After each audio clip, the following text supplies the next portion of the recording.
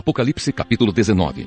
Depois disso ouvi no céu uma voz forte como se fosse a de uma grande multidão, que dizia: Aleluia! A salvação, a glória e o poder pertencem ao nosso Deus. Os seus julgamentos são verdadeiros e justos. Ele condenou a famosa prostituta que corrompia a terra com a sua imoralidade. Deus a castigou porque ela havia matado os servos dele.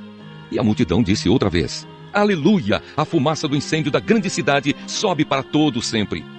Então os 24 líderes e os 4 seres vivos caíram de joelhos e adoraram a Deus, que estava sentado no trono, e disseram: Amém, aleluia! A festa de casamento do Cordeiro. Então veio do trono o som de uma voz que dizia: Louvem o nosso Deus todos os seus servos, todos os que o temem, tanto as pessoas importantes como as humildes.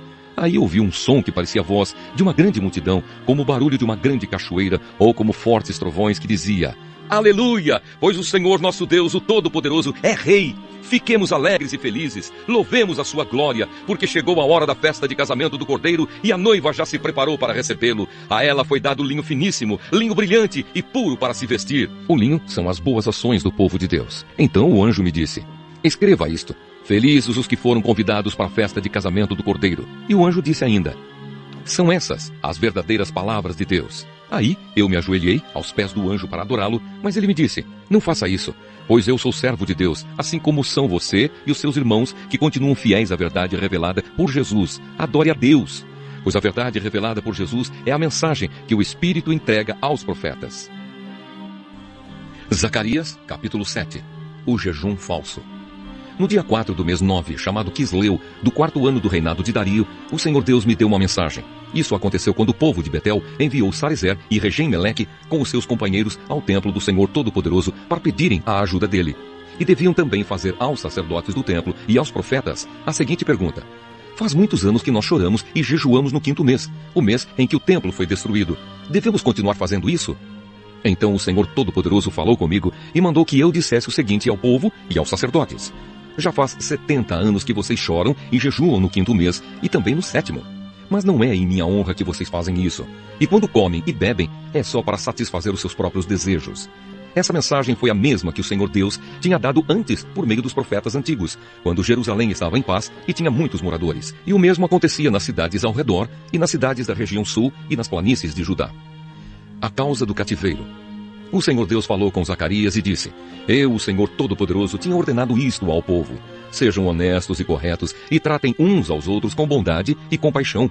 Não explorem as viúvas, nem os órfãos, nem os estrangeiros que moram com vocês, nem os pobres. E não façam planos para prejudicar os seus patrícios. Porém, eles se revoltaram e não quiseram obedecer. Viraram as costas para mim e taparam os ouvidos para não ouvir as minhas ordens. Tornaram os corações deles duros como diamante, a fim de não obedecer à lei e às mensagens que eu, por meio do meu espírito, dei aos profetas antigos. Por isso eu fiquei muito irado com eles. E assim como eles não quiseram ouvir quando eu falei, assim também eu não vou escutar quando eles orarem a mim. Sou eu, o Senhor Todo-Poderoso, quem está falando. Como um furacão, eu os espalhei por todos os países estrangeiros, e a terra de onde saíram ficou tão arrasada que ninguém podia viver lá. Uma terra tão boa e tão rica virou um deserto. Zacarias, capítulo 8. Promessas de Deus.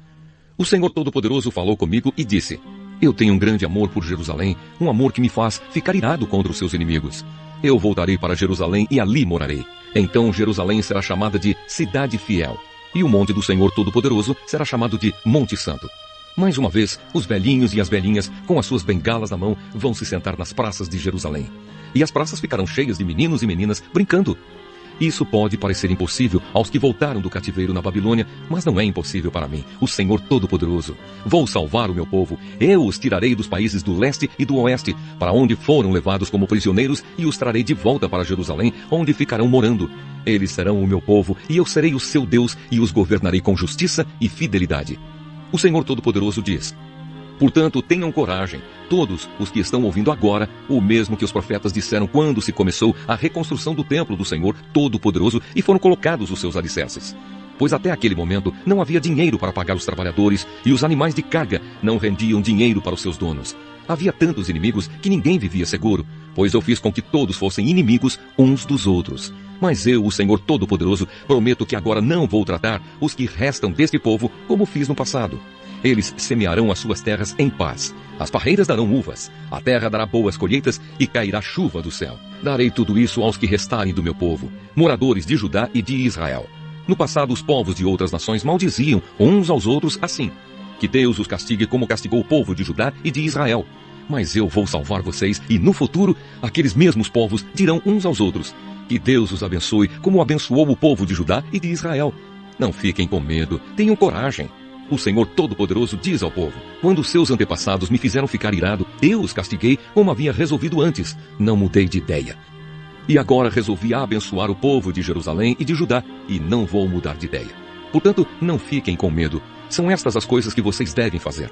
Digam todos a verdade uns aos outros e decidam com justiça os casos nos tribunais, a fim de que haja paz. Porém, não façam planos para prejudicar uns aos outros e não jurem falso, pois eu, o Senhor, odeio tudo isso. O Senhor Todo-Poderoso falou comigo e disse: os jejuns do 4º, 5º, 7º e 10º mês de cada ano vão virar dias de alegria, dias de festa para o povo de Judá. Portanto, amem a verdade e a paz.